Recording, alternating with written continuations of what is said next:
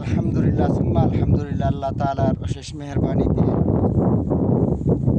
পবিত্র মাহে রমজান মাসে সারাদিন রোজা রেখে উমরার কাজ সম্পূর্ণ করে অনেক দিনের স্বপ্ন পূরণ করার পরে আজকে ঘাড়ে চলে আসলাম।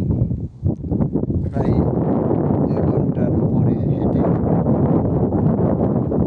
পুরা মক্কা নগরী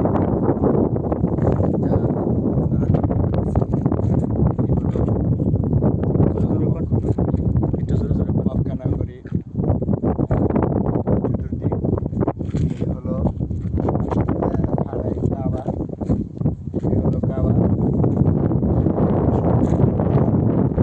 বা ঘড়ির টাওয়ার। আর ঘড়ির টাওয়ারটা এই হলো গায়ে ছোট্ট একটি আলো দেখা যাচ্ছে। আমরা আসলে আস্তে আস্তে মাগরিবের পর হয়ে গেছে। এই আলোটা হয়েছে নারেশ্বরের আলোটা, আমরা ওখানে যাবো ইনশাআল্লাহ।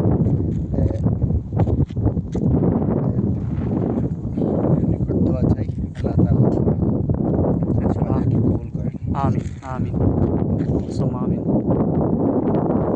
এসে আমাদের ঘড়ির টাওয়ার যেটাকে বলি মক্কার, এটা আমরা যে এখানে আছি অনেকটাই বড় উচ্চ, মানে পুরা মনে হয় যে পুরা মক্কা নগরীর সবচেয়ে উচ্চ পাহাড়ে আমরা বর্তমানে আছি।